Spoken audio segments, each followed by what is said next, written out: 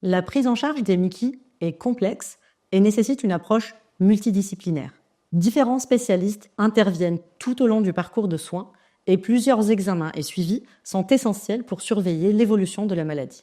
Aujourd'hui, nous allons aborder la façon dont cette prise en charge est organisée, notamment en phase de poussée, mais aussi en période de rémission, et le rôle central qu'a le gastro-entérologue et l'équipe soignante. Pour en discuter, j'ai le plaisir d'accueillir le docteur Kirk Gessner. Il est gastro-entérologue et exerce à l'hôpital Saint-Antoine à Paris.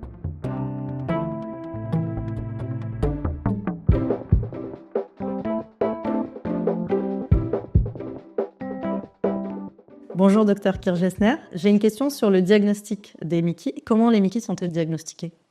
Donc, premièrement, on réalise un examen clinique pour voir si on a des choses particulières quand on examine les patients, puis des examens complémentaires qui vont être d'abord une prise de sang. On va rechercher de l'inflammation sanguine, des carences également nutritionnelles, et on peut faire des analyses des selles pour écarter une infection et également rechercher de l'inflammation plus spécifique au sein du tube digestif. Puis l'examen clé pour faire le diagnostic est l'endoscopie digestive, la coloscopie notamment, qui est faite sous anesthésie générale dans la majorité des cas, qui va vous permettre de visualiser l'inflammation au sein du côlon et la dernière partie de l'intestin grêle, l'iléon, faire des biopsies, des petits prélèvements qui permettent d'analyser au microscope, de voir si on a de l'inflammation chronique.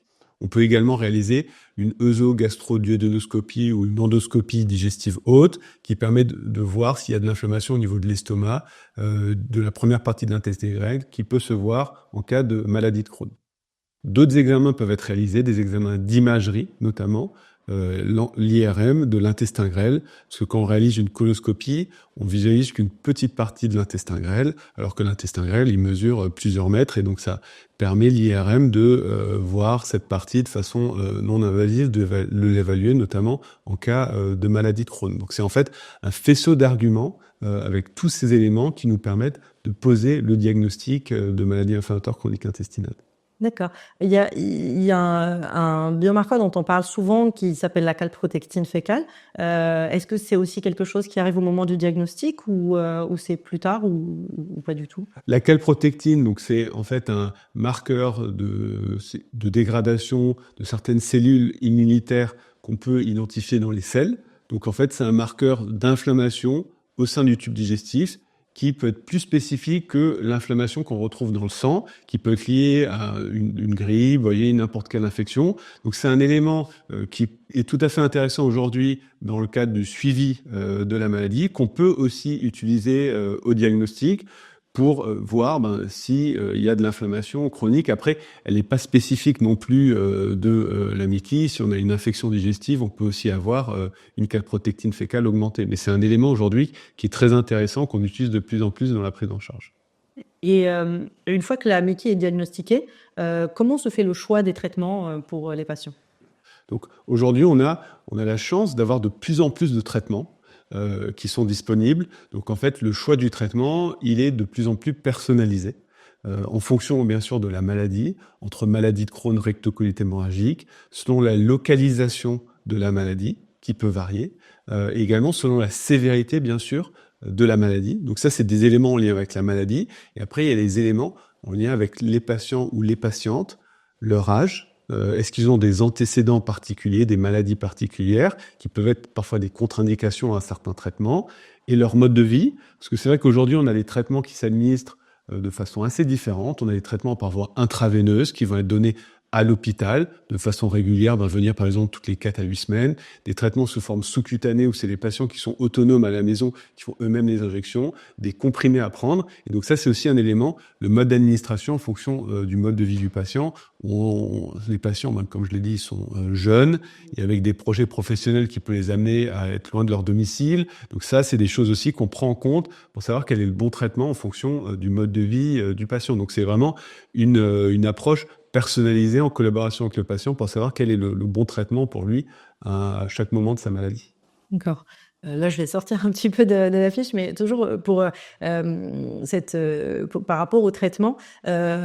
Historiquement, on a souvent eu une approche plutôt de gradation dans le traitement, c'est-à-dire on commence un peu faible et puis petit à petit, on va augmenter, on va aller de plus en plus vers des traitements plus la biothérapie, etc. Et aujourd'hui, on remarque en discutant avec des gastroentérologues que ça s'inverse plutôt en se disant on a plutôt tendance à vouloir commencer fort et bien pour stopper l'inflammation dès le départ et puis faire en sorte que derrière, il puisse y avoir un peu plus un terreau pour la désescalade plus tard. Entre ces deux approches-là, qu'en pensez-vous? Ouais. Donc c'est vrai que il y avait une époque où on essayait vraiment d'avoir cette stratégie progressive où on essayait des traitements plus légers et si ça ne fonctionnait pas, on allait faire des traitements plus forts. On sait aujourd'hui que traiter tôt la maladie et pouvoir mettre le patient en rémission profonde, ça prédit potentiellement la rémission plus sur le long terme.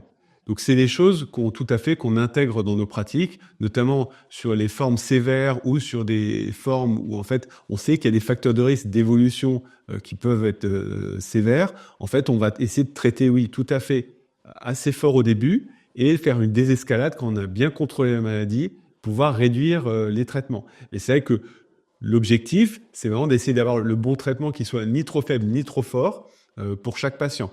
Donc on module selon les connaissances qu'on a pour avoir vraiment le bon traitement qui va être le plus efficace et avec le moins d'effets secondaires possible pour les patients. D'accord. Donc l'AMI qui est diagnostiqué, vous regardez aussi le cadre de vie et puis l'environnement du patient pour choisir un traitement. Ensuite, quels vont être les examens médicaux et les suivis un peu essentiels dans la vie du patient dans le cadre de la prise en charge? Donc premièrement, on voit le patient en consultation de façon régulière. Un patient qui est en rémission, on le voit, on va dire, tous les 6 à 12 mois. Bien sûr, en période de poussée, on va le voir de façon plus rapprochée.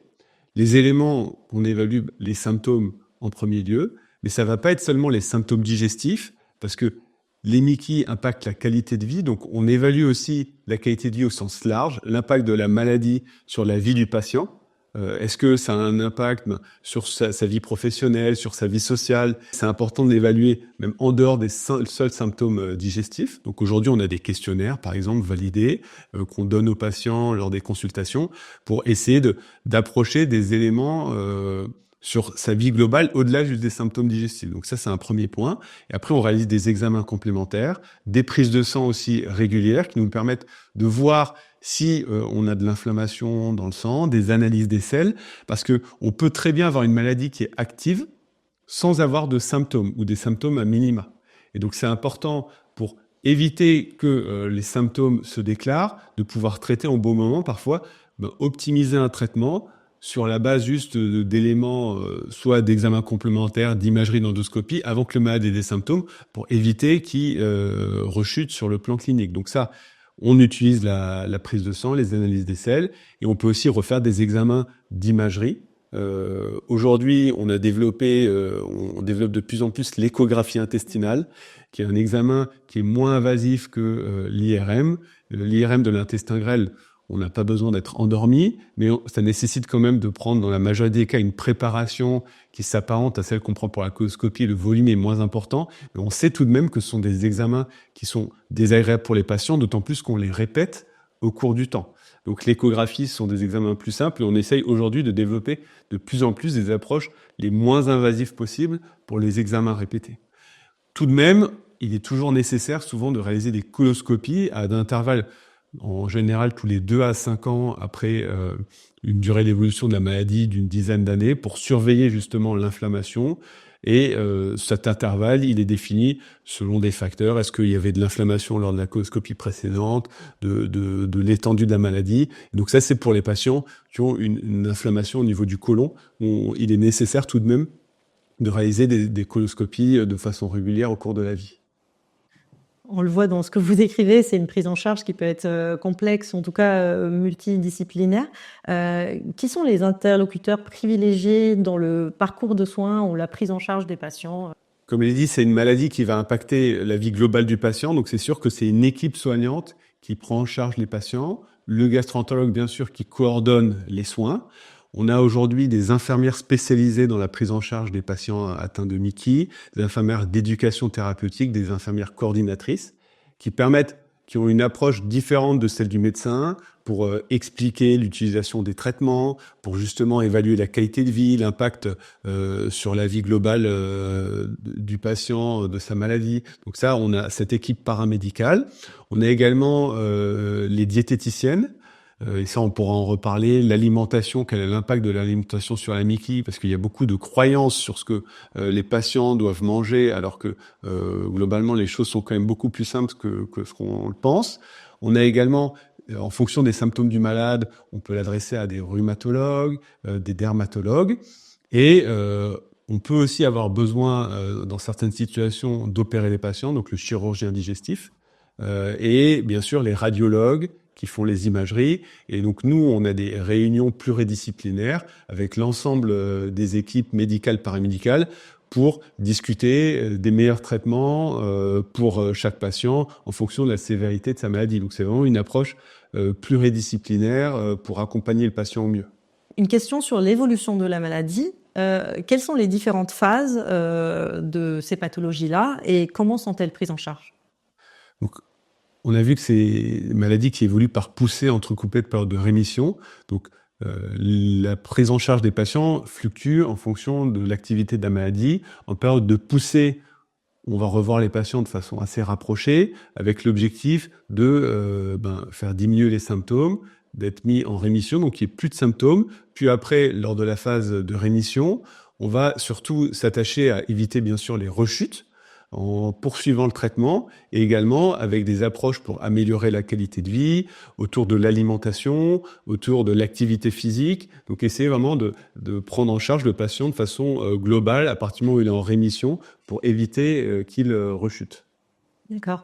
Vous avez parlé d'activité physique, c'est un sujet justement souvent en éducation thérapeutique où les patients ne savent pas trop quel type d'activité faire parce que souvent leurs pathologies vont être accompagnées de douleurs articulaires ou d'autres symptômes. Qu'est-ce que vous conseilleriez à un patient qui a envie de prendre une activité physique ou de reprendre une activité physique mais qui ne sait pas par quoi commencer ou par quoi démarrer? Donc ça, on discutait bien sûr avec son gastro-entérologue pour savoir quelle est l'activité physique adaptée à sa maladie et aussi s'il a d'autres maladies. Et en fonction, il y a aussi des spécialistes qui peuvent être au sein des services de gastro-entérologie pour reprendre une activité physique adaptée. Donc ça, c'est des choses qui peuvent être mises en place en fonction des centres où les patients sont pris en charge pour reprendre une activité qui peut être au départ au sein de l'hôpital et après, ça peut justement leur permettre de continuer cette activité proche de leur domicile, en tout cas dans leur vie de tous les jours. Mais c'est un élément, au-delà des maladies inflammatoires chroniques intestinales, dans toutes les maladies chroniques, on sait que l'activité physique, c'est plutôt un élément de bon pronostic pour l'évolution des maladies. D'accord, merci docteur. Une question plus personnelle cette fois. Vous avez choisi la spécialité de gastro-entérologie, et plus particulièrement dans les MICI. Pourquoi ce choix? Donc, la gastro-entérologie, c'est une spécialité qui est très vaste. C'est sûr que le tube digestif, c'est très long, hein, ça va de l'œsophage au rectum avec le foie, donc ça permet déjà de brasser beaucoup de maladies, de prendre en charge beaucoup de patients. Et les MICI, plus spécifiquement, en fait, c'est un domaine où il y a beaucoup de recherches, où il y a encore beaucoup de choses à améliorer dans la prise en charge des patients. Et on s'occupe de patients jeunes qu'on suit sur toute la vie. Et donc, c'est vrai que ça permet d'avoir un contact avec les patients et de les accompagner tout au long de leur vie, qui est quand même assez agréable, je dirais, pour les médecins. Merci beaucoup, docteur. Merci.